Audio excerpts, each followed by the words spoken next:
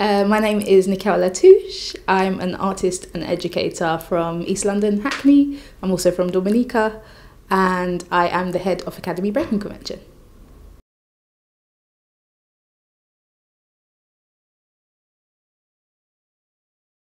As the head of Academy Breakin Convention, I will be ensuring that the young people, 16 to 19, at the Academy are taken care of, first and foremost, that their well-being is looked after, but also that they are nurtured in a way that facilitates them to explore their artistry, to expand and explore themselves as individuals within the kind of current climate we're in.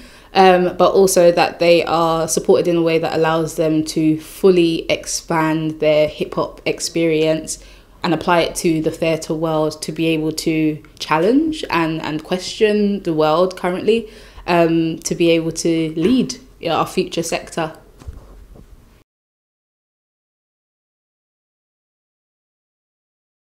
The role really appealed to me because I've been practicing as an artist for...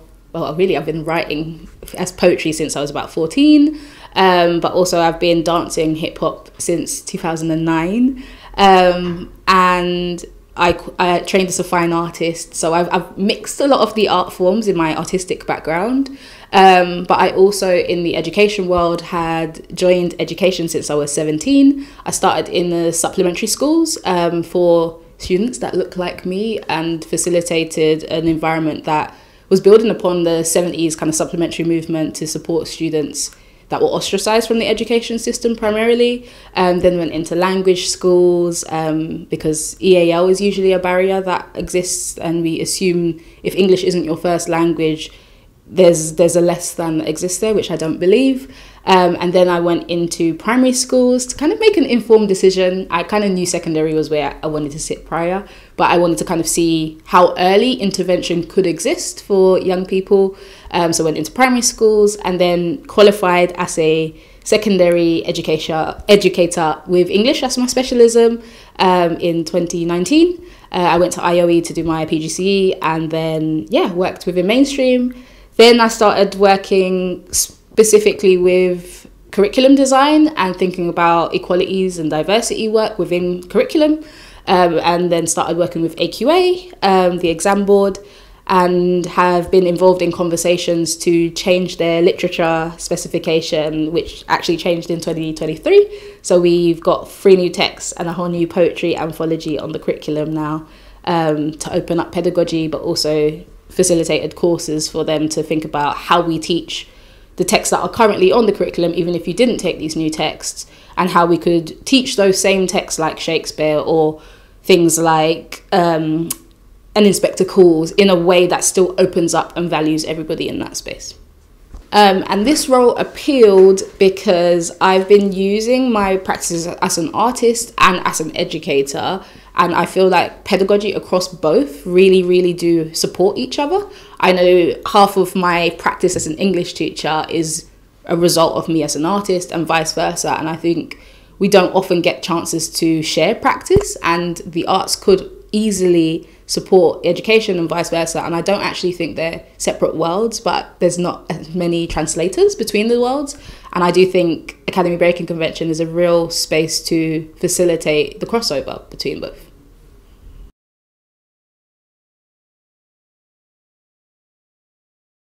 I think Academy Breakin Convention is an opportunity to do things slightly differently from what the mainstream have offered or other spaces. Because art is our vehicle to be able to educate with, it means that there's a dual backing of different communities to be able to reinforce the learning, and that learning is re-situated and placed in everyone. Everyone is contributing to that space. Hip-hop is very community driven, and I think that is really unique to hip-hop culture, and borrowing a lot of the cultural aspects of hip-hop will really lend itself to creating a more inclusive environment for education. And I think this is an opportunity for us to really think about the care that we could put into a space when we have smaller class sizes, a smaller cohort, experts that are in their profession and in the working world contributing to the learners. And that's why now we're going to be recruiting for staff for the school. We will have two core facilitators that will be additional to myself and the artistic director Johnsy, an administrative role, a more pastoral oriented role, and a more kind of assessment based role. They will be our core team, and then we will also have experts on the team that will be coming in as guest artists. That could be whether they practice a hip hop element, so they could be specialists in DJ, MC, music production, breaking, popping, hip hop social dance, or graffiti. But also people that are industry specialists, because we want to open up career avenues for these young people to see and feel familiar with the wider world that could exist past this. Because what's exciting about ABC is that we actually don't know what the hip hop future will be post what these young people do with it.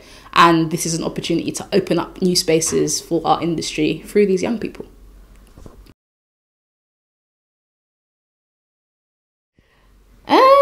Guess a good question. I wouldn't say I necessarily feel pressured by this role, but I do feel a great sense of responsibility. These are the lives of real young people that I am holding and holding care and space for, and I think I take that with great care, and yeah, it's huge. And I think to be able to create an environment that is safeguarded, that is nurturing, that is encompassing the well-being on a holistic level, not only about, yes, are they learning the things, but if we're making art to the detriment of the artist, what's the point, you know? And I think that is super important to me as someone who intends to have children of my own, to be holding a space that is nurturing other people's young people. We are really responsible for the care of those young people in their entirety, and I think that's a great sense of pressure in a way that I feel responsible for, because I'm the head of this, and I don't intend to be a head in this traditional sense of someone locked away in an office that nobody sees and is this figurehead. I will know the young people by name and know things about them, and be able to have that personability with them that allows them to feel like there is genuine care and people around them that they can be in contact with across the board.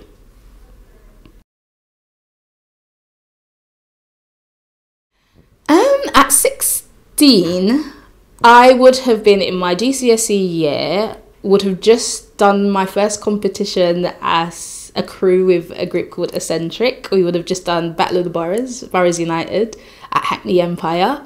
And I think hip hop theatre at that point had less recognition in terms of the wider community of what it was. It was still in its kind of infancy of understanding for the younger generations, and also there was a bit of a disparity in the theatre space, which I think still exists.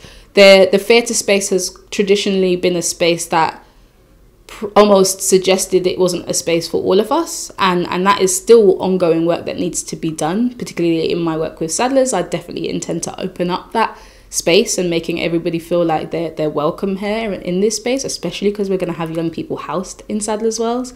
So my 16-year-old self was getting into the street dance scene, getting into hip hop, and understanding it from its traditional foundation, for sure. And we were starting to build our creativity as a young company of people.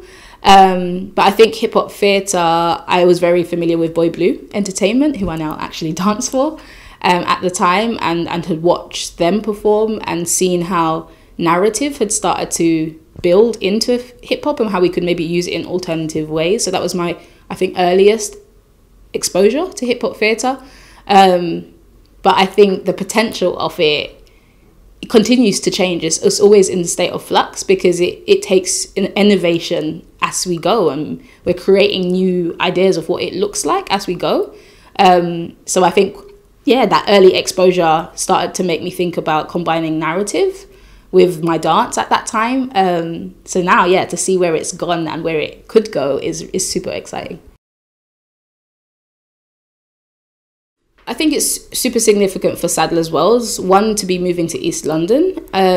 East Bank and all of the partners that are moving there have a huge responsibility to the community of East London, and I think their commitment to bring the community in is huge. And I think that is a big part of this move over to East, that yes, the Angel environment exists, but we have an opportunity to really do things differently in East London. And with this new venue, There's going to be 6 studio spaces, a new smaller mid-scale venue inside in terms of theatre. But also there's going to be like a community space with an open dance floor for people to just be, which with places like Trocadero and South Bank kind of diminishing for the dance community is a huge opportunity to really allow people to build community and build a sense of family again in the dance world that I think due to cuts in arts funding and governmental cuts, we haven't really had the space like that before. So it's a really, really big opportunity for us to bridge that gap. Okay. Right now, the priority is to make sure that we are treating this admissions process really fairly. I know in the art industry, nepotism is a huge thing, and it's something I have continually fought against because we can create barriers to this industry ourselves. So I'm working really hard with an artist called Lee Putman to design a rubric that means that we minimalize bias in our judgments, and it can't be based on we just like them. That's not good enough here, especially when we're deciding potentially a pathway for someone to bridge their career, pathway. So designing a rubric that allows us to minimalize the ways in which we may use our own personal ways we see the world that leans in a specific direction. That will be implemented and then taught to all of our judging panelists who are going to be exterior to the main core team, to allow that kind of outside eye on things. And then, working towards our audition process in March and applications coming in and ensuring that our process is as transparent and as clear that everyone can understand it, and that it's not with all these loaded jargon words, because this English language is super divisive and can be really quite a tool to make things difficult. And I think we want to really simplify that and make sure that everybody can access this course and get a fair chance at doing well on it. So that's the next port of order. Great question. 10 years from now, in 2033, I would love to see the students of ABC, number one, thriving in the community, innovating and changing things and shifting the way things are done, because they'd have a grounding of their core values, their ethos, who they are as artists, but also that echoing into the way that they hold space for others, the way that they lead potential companies or write scripts or create space. But also I think it's going to be quite exciting to see what the nature of hip hop could look like through creating polymaths. We're going to have people who do multiple things, which is going to be a huge asset to our hip hop industry and potential pathways and etching blueprints for other artists to think about how they could combine work and make work that opens up the hip hop world and really puts hip hop on the map as something that should be valued, should be accredited, should be seen in equal weightings to a lot of the other forms, but also that this is not just some street thing that we just do, but it's something worthy of celebration, worthy of platform, worthy of funding. And I really do believe that these young people will be given the base to make, but also to care and to look at the world in a new way and shift things and shift and shake some tables. If you are somebody who is involved in equity work, inclusion work, in opening up education or using the arts as a tool to be able to empower or uplift, I'm really, really interested in collaboration. I really believe in the village, and hip hop is a community art, and it's really important that we have people around our young people that really want to embed care, really want to shift the way in which we've been working that could be harmful or causing harm, and really want to change things in the way that we can do this. And I would really be open to collaboration and allowing us to do things differently.